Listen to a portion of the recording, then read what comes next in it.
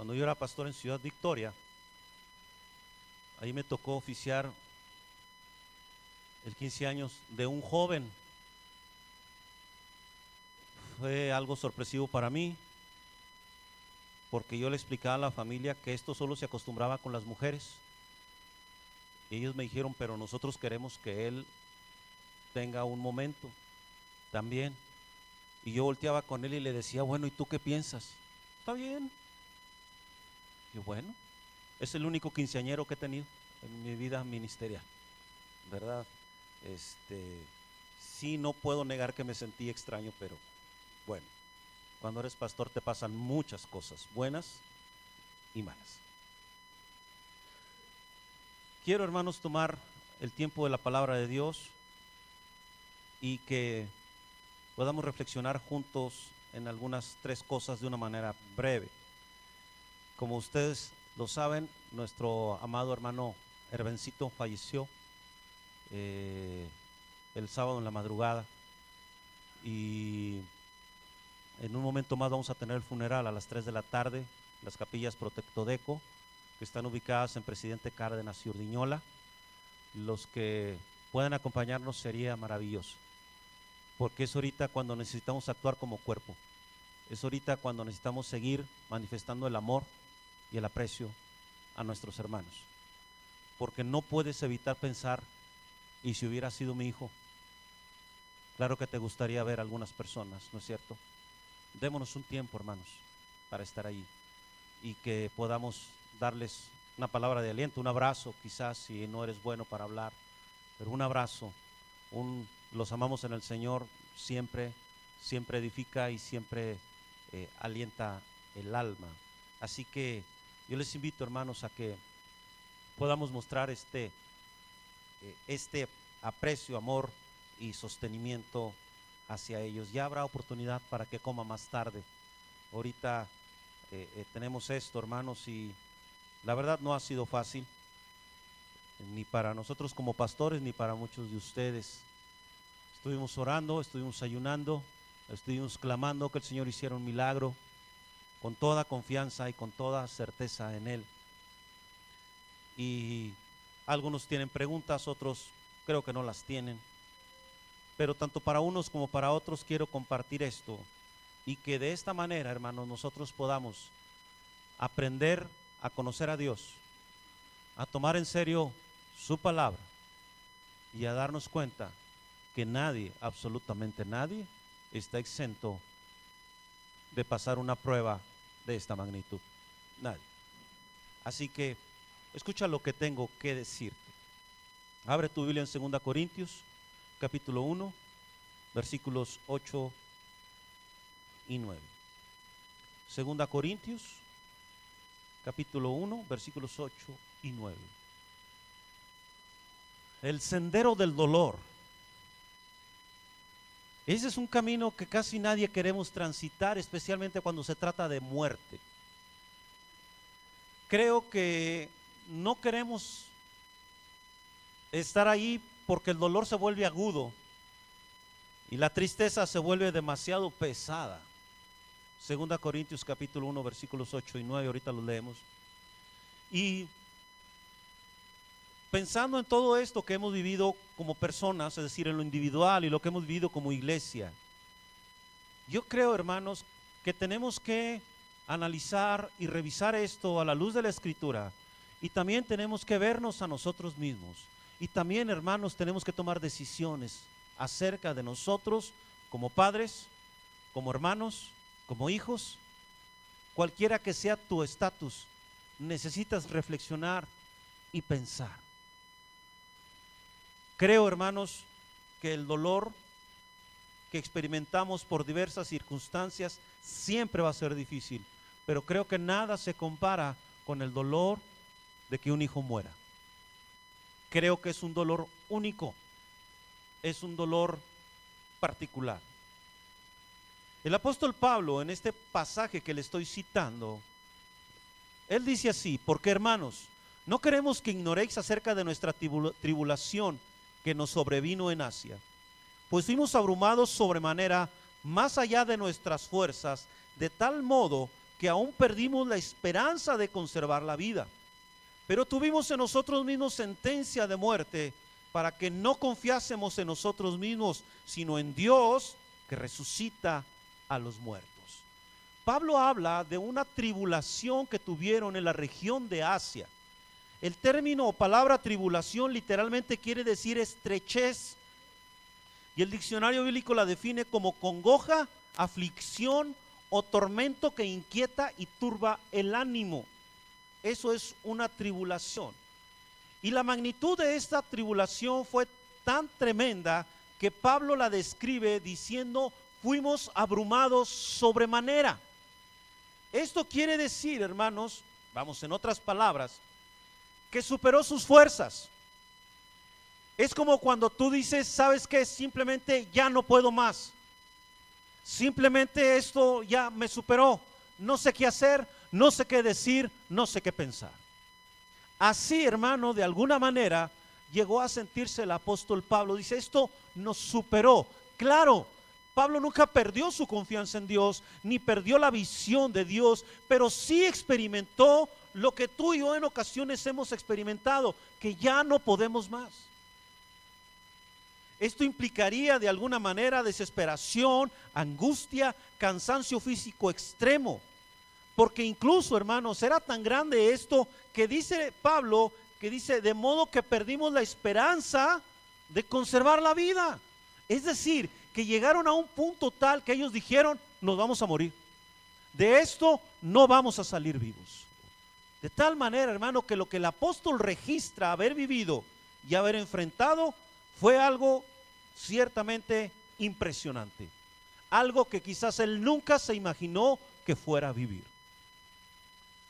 Hace algunos años, cuando mi cuñado Ignacio, el pastor, vino a predicar a nuestra iglesia, me acuerdo que entre lo que él compartía, él dijo una frase que siempre pienso, siempre la tengo en mi cabeza: leas o no la Biblia, dediques tiempo a orar o no, en algún momento serás probado. Y eso me llamó la atención, porque a veces nosotros nos hacemos a la idea de que, bueno, si yo me mantengo un poquito a la distancia, quizás Dios no me pruebe como prueba a otros. No, hermanos, ese es un concepto muy errado acerca de Dios. Primera de Pedro 1:7 dice que sometida a prueba vuestra fe, mucho más preciosa que el oro, que se prueba por fuego, aunque el oro es perecedero. ¿Correcto? Yo quiero que entiendas que las pruebas a las que es sometida nuestra fe, la prueba a la que es sometida tu vida, es algo que se compara con para sacar la pureza del oro, y es las altas temperaturas que se requieren para que se queme la escoria que está junto con el oro y quede solamente el oro. Y así que, hermano, eso te da una idea de hasta dónde va a ser probada tu fe, hasta dónde va a llegar a ser probada tu vida. Y por lo tanto, hermano, yo necesito estar listo y preparado para ello. Por favor, piénsalo, vas a ser probado. En algún momento de la historia de tu vida como cristiano, Dios va a probarte, y la prueba va a ser realmente difícil y quizás te va a sobrepasar. Y Juan 16:33 dice claramente: en el mundo tendréis aflicción. Por un lado es el asunto de las pruebas, por otro lado es la aflicción que tiene este mundo y de la que no seremos librados hasta que estemos en su presencia. O sea, comprende, hermano, que estamos en medio de algo, y no quiero ser fatalista, solo quiero ser realista. Porque nunca nadie nos imaginamos que nuestros hermanos fueran a caminar por el sendero que están caminando.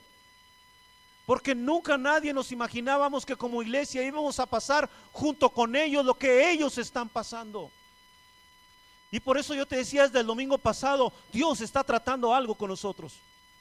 Dios está tratando algo contigo y está tratando algo como iglesia.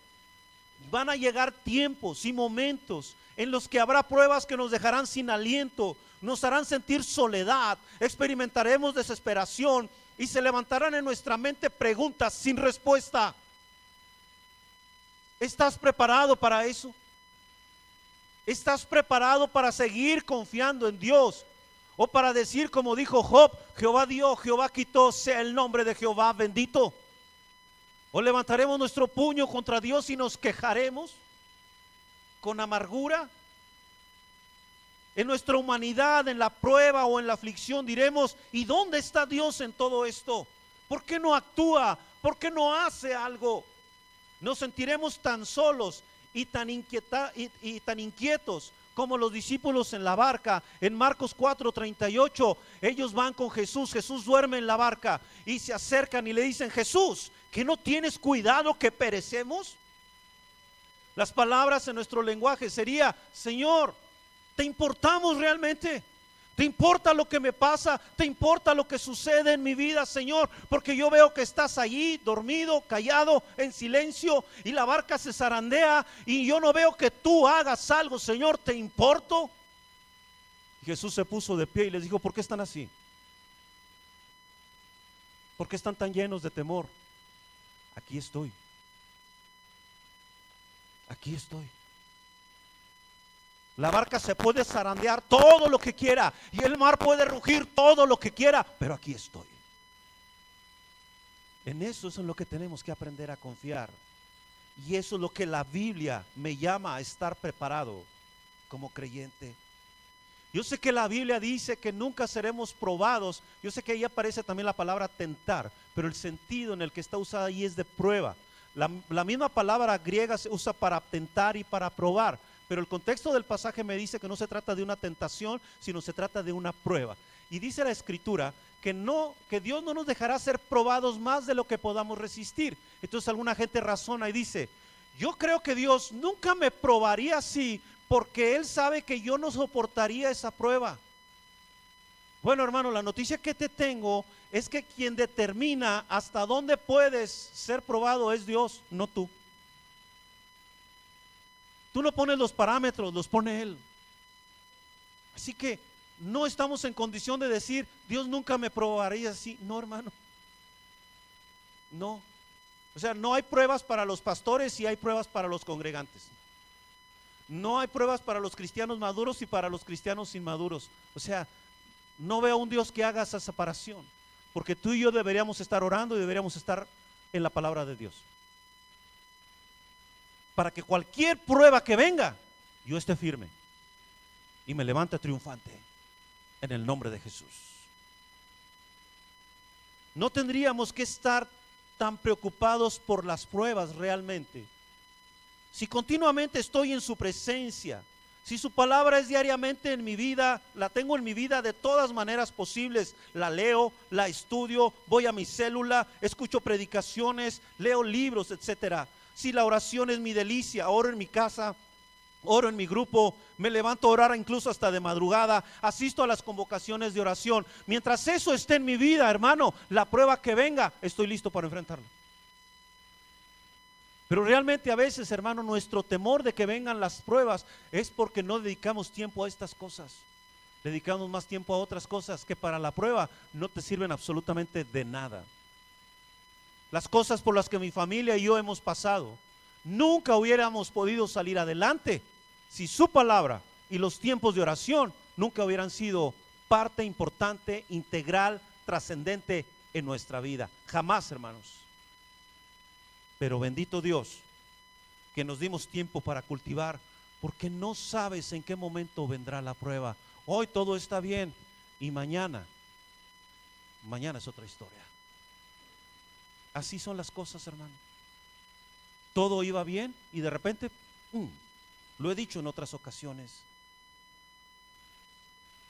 caminaremos por el valle de sombra de muerte, pero nunca en el temor, sino en la confianza de que Dios me ha dicho que Él estaría conmigo. Dios ha sostenido a nuestros hermanos. Dios ha estado allí con ellos, alentándolos.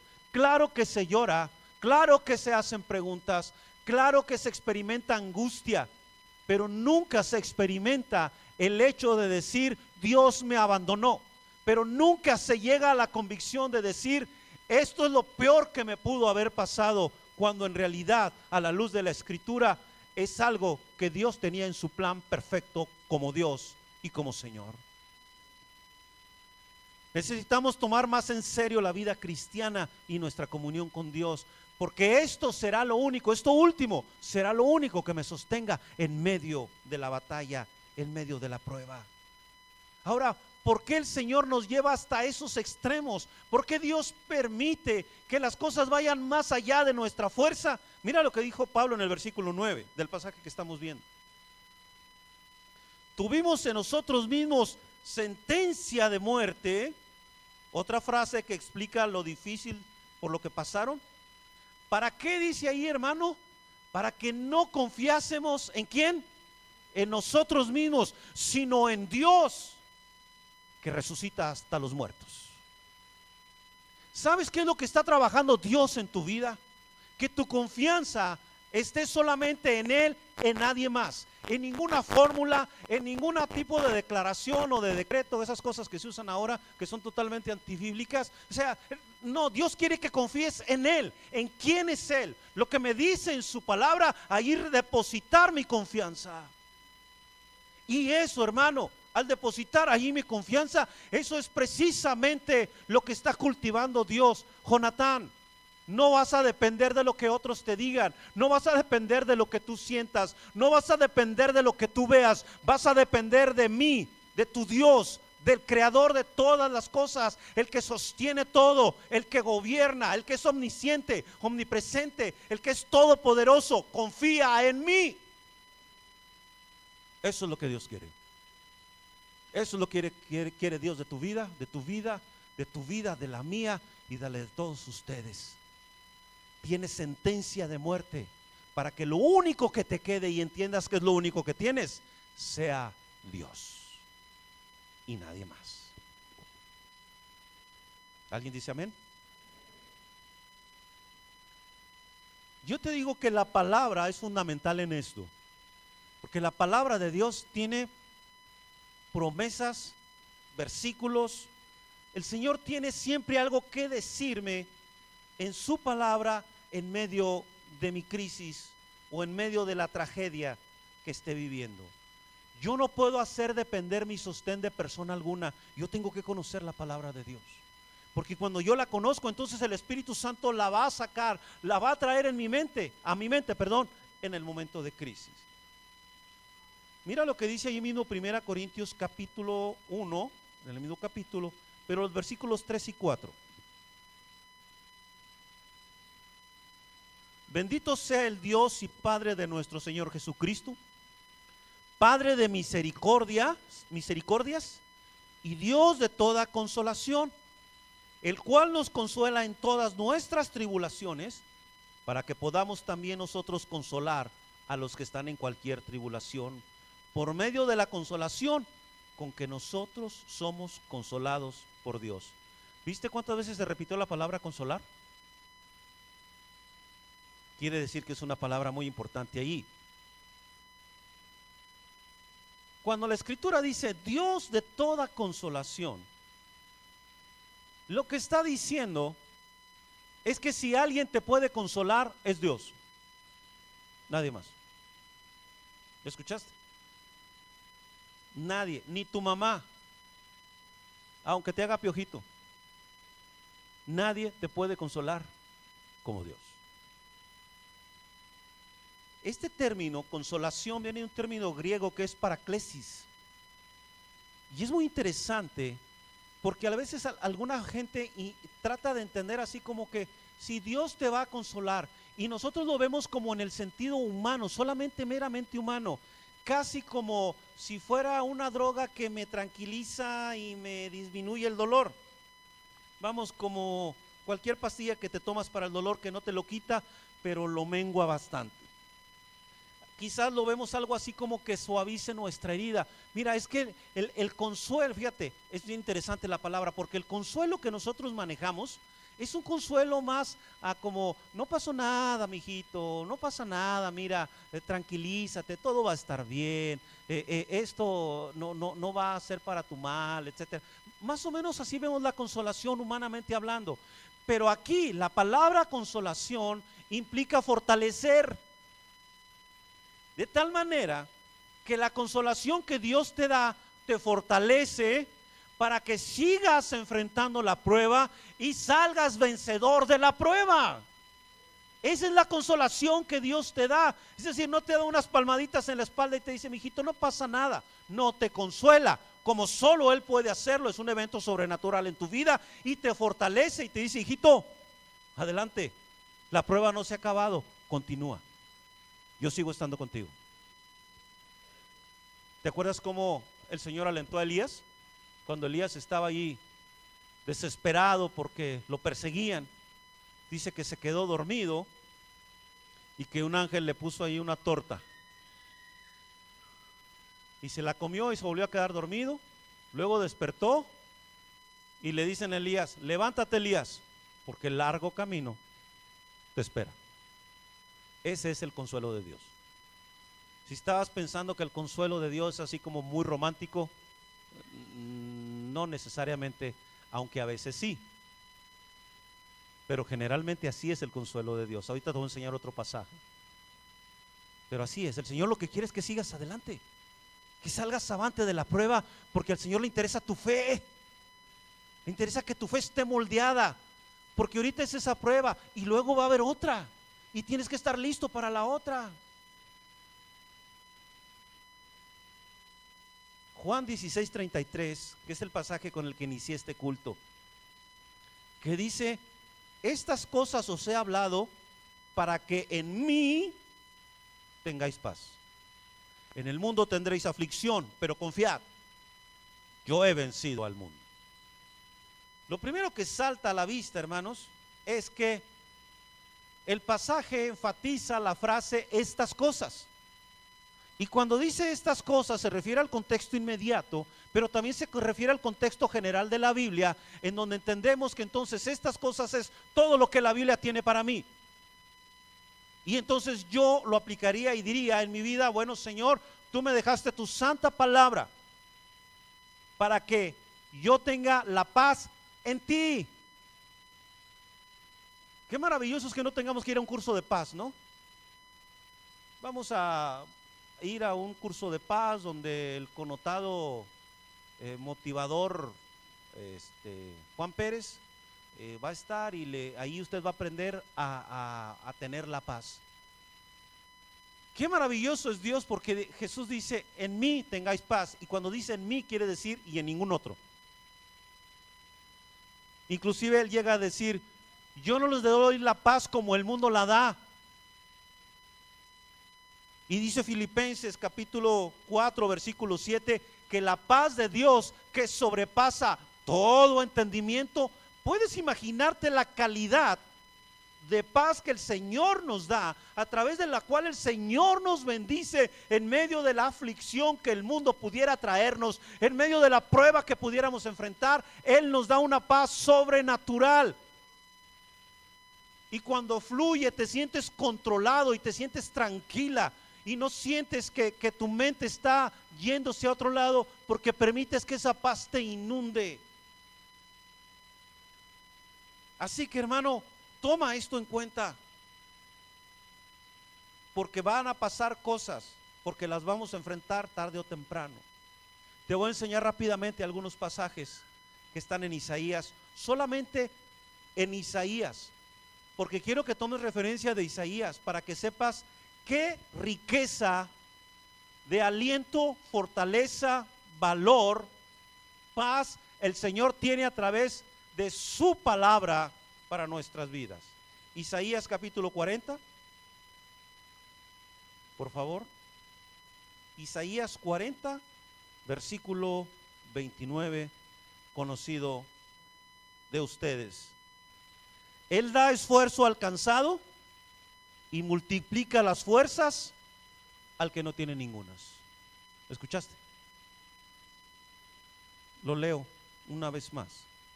Él da esfuerzo al cansado y multiplica las fuerzas al que no tiene ningunas. Eso es para ti. Capítulo 43, versículo 2. Cuando pases por las aguas, yo estaré contigo. Y si por los ríos, no te anegarán. Cuando pases por el fuego, no te quemarás, ni la llama arderá en ti. Yo quiero que notes que dice allí que van a venir los ríos y que vamos a pasar por el agua y que vamos a pasar por el fuego. Pero mira lo que dice ahí. Vas a salir librado de todo eso. Capítulo 49, versículos 14 al 17. Pero Sión dijo: me dejó Jehová, y el Señor se olvidó de mí. ¿Se olvidará la mujer de lo que dio a luz para dejar de compadecerse del hijo de su vientre?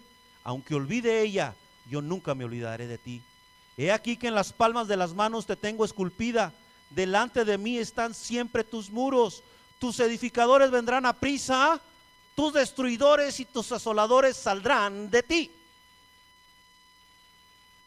Capítulo 51, versículo 3.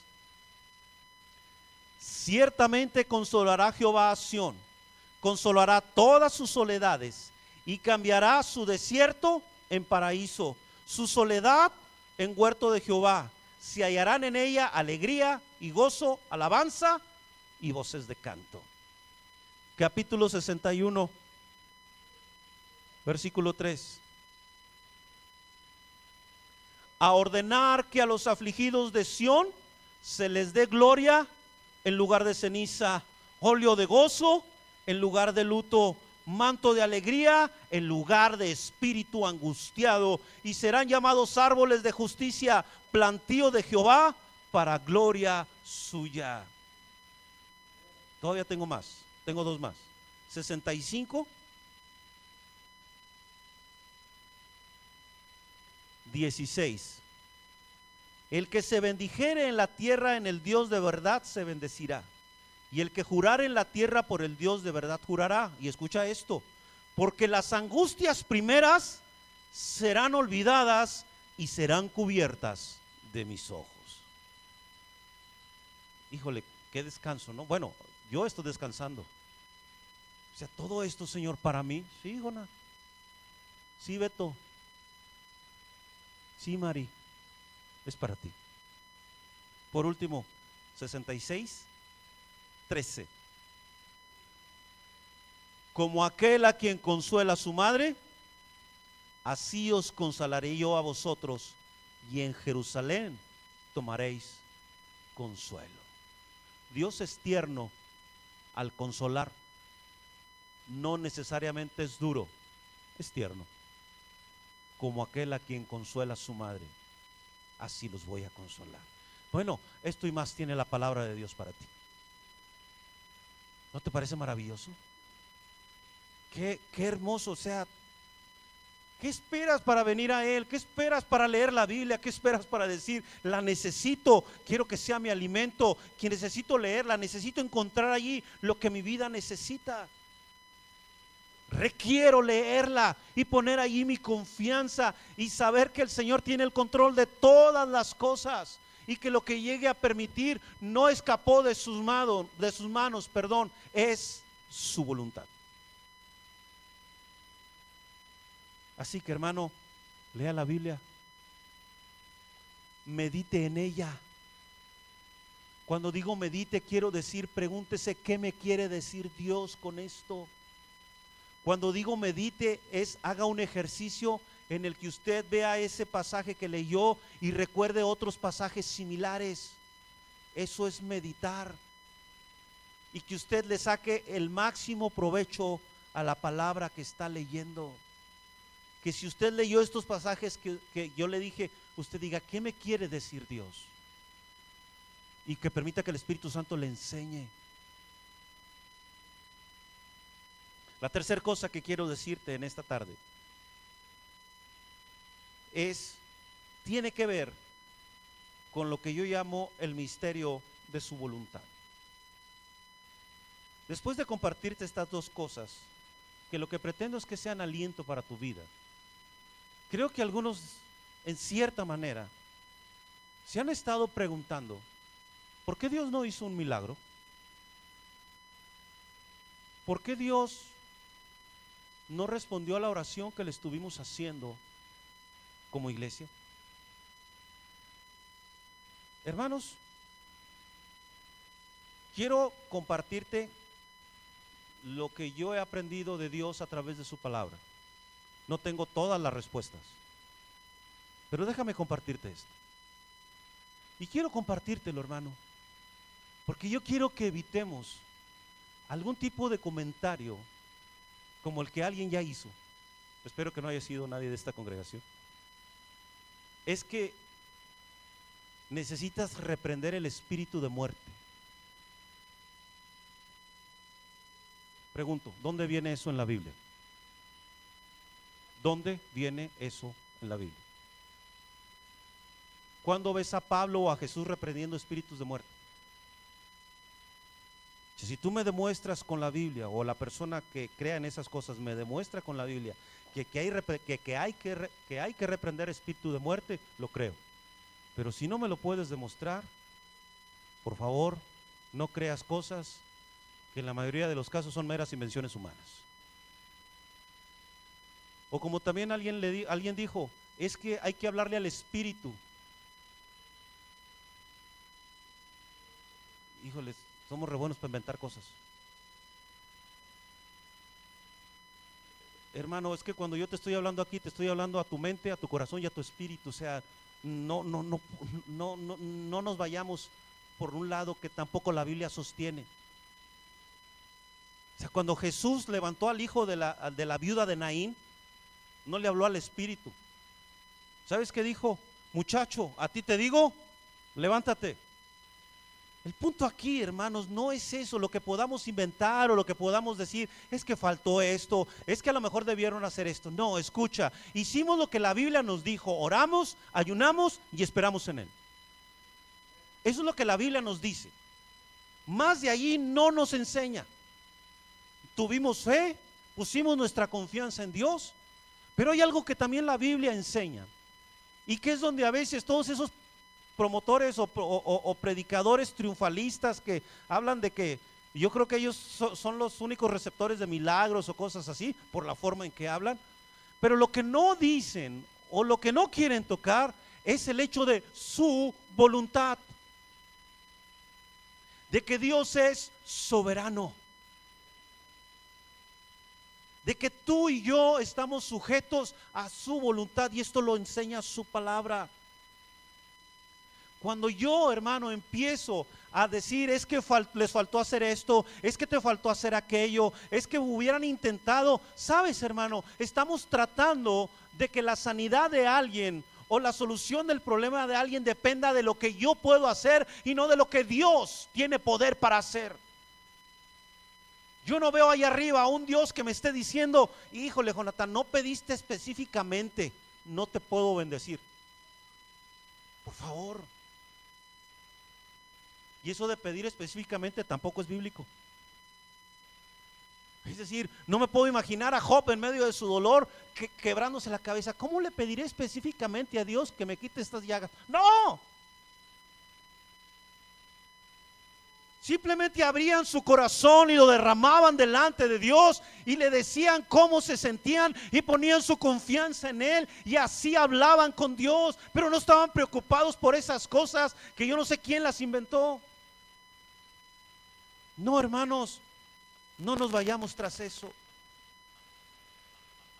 Yo quiero que entendamos que Él sigue siendo soberano, y en esa soberanía, escucha, Él sabe lo que es mejor para ti y para mí. Él sabe lo que es mejor para tu vida, aunque a ti no te parezca, aunque a mí no me lo parezca. Mira, te voy a enseñar dos pasajes que hablan de esto. Job 9,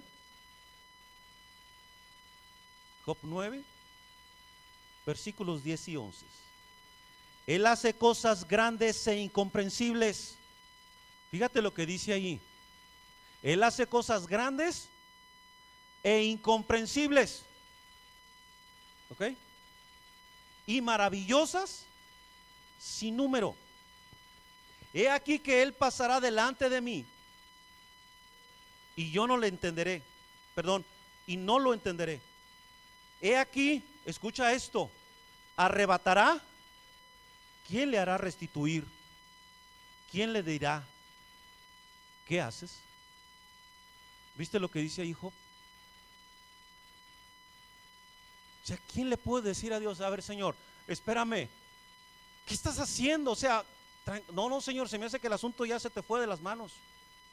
No, Él arrebatará. ¿Quién le dirá que restituya? ¿O quién lo cuestionará? ¿Qué haces? Eso es soberanía y omnipotencia. Y en el Salmo 33:9 dice así,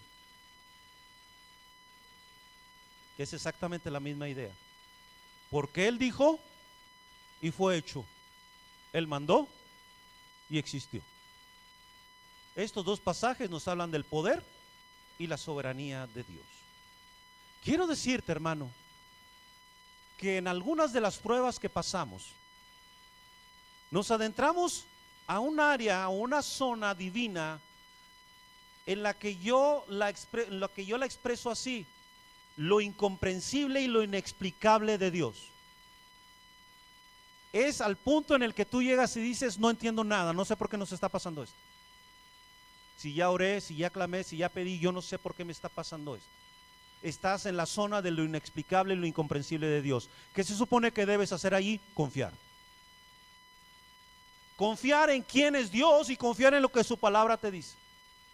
Ahí es donde no debes escuchar todo lo que te dicen un chorro de voces, sino confiar en lo que la palabra de Dios te dice acerca de quién es Él. Ahí es una decisión. Ahí es donde algunos tropiezan y dicen, yo ya no creo en Dios, a mí me parece que eso estuvo mal, yo no entiendo nada, ¿por qué Dios es así? ¿Dónde está la compasión de Dios? Si Él fuera compasivo, entonces Él no hubiera permitido esto. Hey, ¿vas a cuestionar la sabiduría de Dios? Cuidado. Hay cosas que quedan, hermanos, solamente en el hecho de su voluntad. Y tú y yo no vamos a cuestionarlas. Somos polvo. ¿Por qué crees que Job llegó a decir, Él hace la herida? ¿Y Él qué? ¿Él la cura o Él la venda? Es decir, hermano, estuvimos orando, pedimos un milagro para este jovencito amado. Pero yo quiero decirte algo, Él ya era un milagro.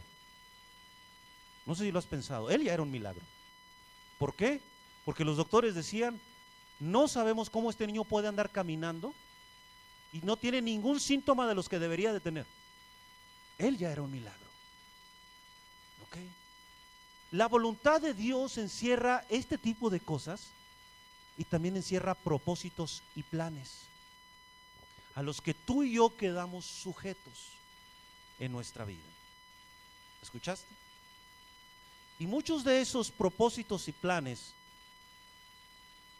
son el que su nombre sea exaltado y proclamado y que las gentes vuelvan su vista hacia Él. Nosotros pensamos siempre que un milagro podría atraer a mucha gente, pero ¿sabes qué, hermano?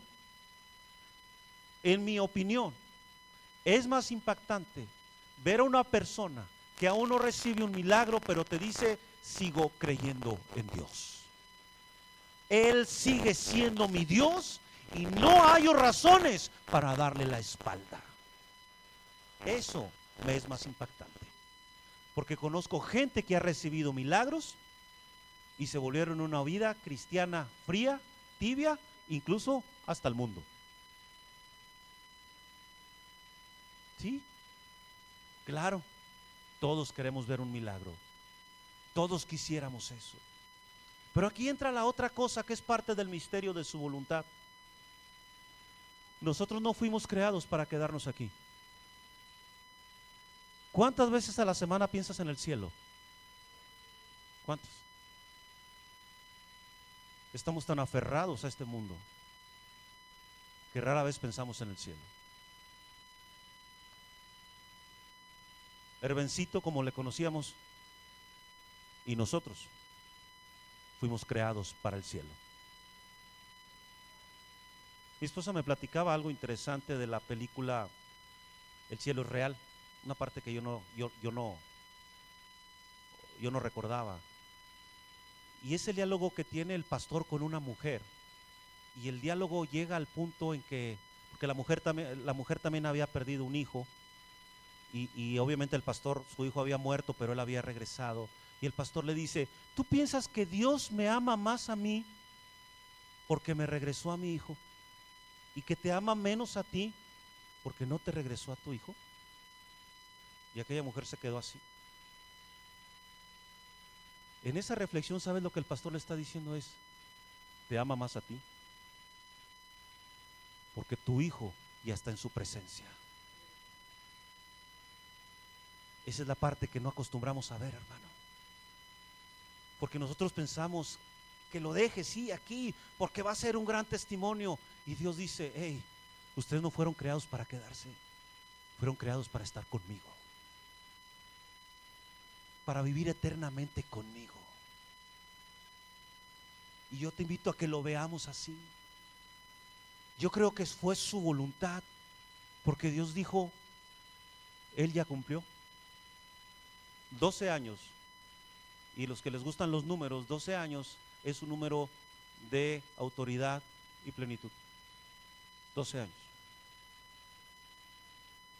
Es toda una vida, aunque no lo creas.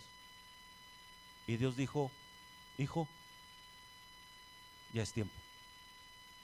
Vamos a casa. Es todo.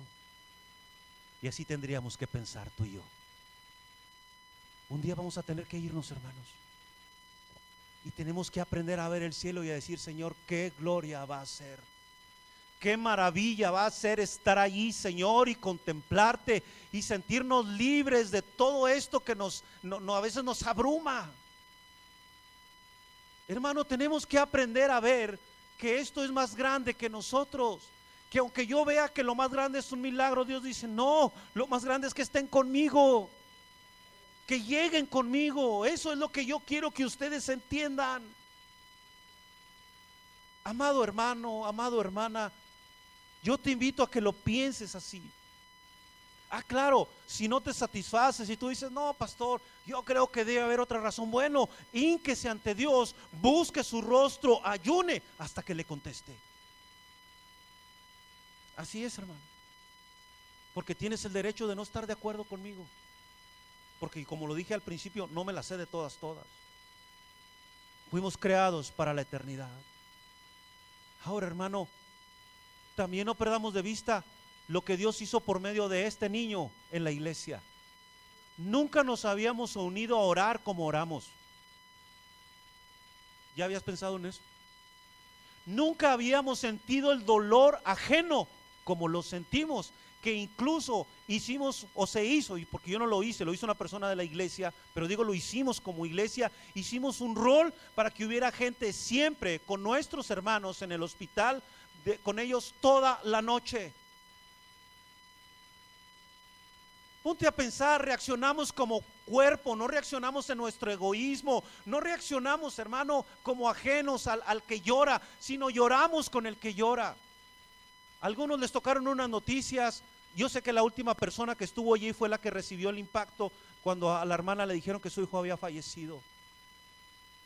Dios confió en ti para eso. Porque uno dice, ¿por qué no le tocó al otro? No, Dios confió en ella para eso. Y te puso allí con un plan y con un propósito. Mira todo lo que ocasionó esto. Y claro, hay tristeza. Yo he llorado mucho. A solas, he llorado con mi esposa. Y le he dicho lo que me duele, lo que siento. Yo tuve la oportunidad de pasar a verlo al hospital. Una doctora lo permitió y una enfermera que es cristiana, gracias a Dios, fue otra provisión de Dios. Creo que algún día ellos platicarán todo eso. Y nos dijo que pasáramos mi esposa y yo, y pasó Erben, papá, y pasó Margarita, y estuvimos allá orando. Y lo que yo vi allí fue a Dios. Lo que vi allí fue que el Señor iba a hacer su perfecta voluntad. Y no hubo lástima, aunque hubo dolor, y hubo entendimiento de lo que estaban pasando mis hermanos. Si tú hubieras escuchado hablar a ella como le hablaba a su hijo ahí, a lo mejor te hubieras desmoronado. porque le hablaba con la ternura, el cariño de una madre y la convicción de alguien que cree en Dios. Fue una escena muy impactante para mí, muy impactante. De las cosas tremendas que he vivido como pastor, esta es una. Entonces mira todo lo que el Señor hizo. Fue un instrumento, Herbencito. ¿Y sabes qué es lo importante aquí? Que no dejemos de reaccionar así por ninguno. Que la próxima vez que alguien esté pasando un tiempo difícil, lo tomemos en serio y se proclama oración y digamos, vamos a orar. Y le digamos, vamos a estar ahí. Y en esto Dios ha sido glorificado y Dios ha sido honrado. La próxima vez involúcrate más. La próxima vez permite que Dios toque tu corazón más y digas, tengo que estar ahí, tengo que hablar con ella, tengo que ir a abrazarlo, tengo que compartirle algo. Es un tiempo de reflexión. Yo te lo dije hace unos momentos. De aquí es donde tú decides si tu vida va a seguir siendo la misma o si vas a cambiar. Aquí es donde tú decides si te vuelves parte del dolor de los demás y te unes a ellos o te mantienes al margen. Aquí es donde tú dices, Señor, no entiendo nada, pero tú eres Dios. O aquí es donde dices, ¿saben qué? Ahí nos vemos. Esto es demasiado para mí. Cada quien toma su decisión. El canto de Marcos Witt, que se llama Sigue siendo Dios, es uno de mis cantos que más me gusta, de los cantos que más me gustan. Y estos días también la hermana Pati Peña me compartió un canto en inglés que dice, aunque Él me matare, porque son las palabras de Job. Aunque Él me matare, en Él esperaré, dice el canto. Aunque Él me arruine, le seguiré cantando. Haga lo que Él haga, Él sigue siendo Dios. Y yo seguiré creyendo en Él. Y yo seguiré confiando en Él. Esa es mi decisión. Esto es lo que te comparto. Esto es a lo que te invito. Y que Dios siga siendo honrado y glorificado en la iglesia Restauración. Yo creo que no somos los mismos. No podemos seguir siendo los mismos. Así que vamos a seguir adelante.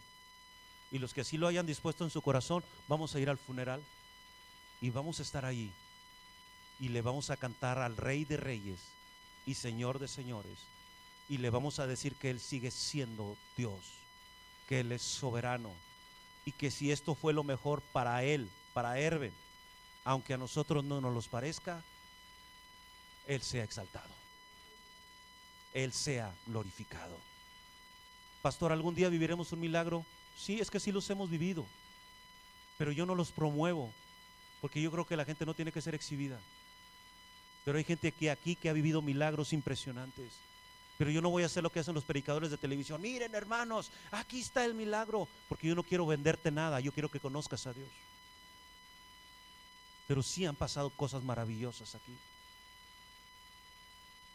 Así que, hermano, el punto no es ese, el punto es mi confianza en Dios. ¿Quieres ponerte de pie? Vamos a orar.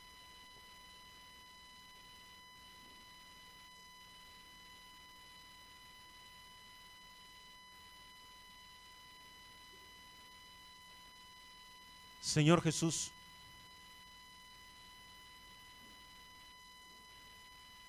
gracias por tu palabra, Dios.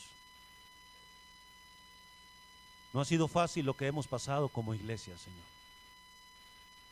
Ha sido muy doloroso y tú lo sabes, Señor. Ha sido desgastante, tú lo sabes. Nos ha sorprendido. Algunos nos dejó sin aliento. Pero tú eres Dios, Señor. Y yo seguiré cantando para ti, Señor. Y yo seguiré proclamando que eres un Dios de proezas. Eres un Dios de milagros. Eres un Dios que hace cosas incomprensibles e inexplicables. No callaré, Señor. Lo seguiré diciendo. Porque en otras ocasiones hemos orado y has hecho otras cosas maravillosas. ahora fue así. Tú seas exaltado, Señor. Es tu voluntad. Porque lo más maravilloso es que Herbencito está bien. Que él contempla a su Salvador, al Jesús del que le habló su madre, lo contempla cara a cara.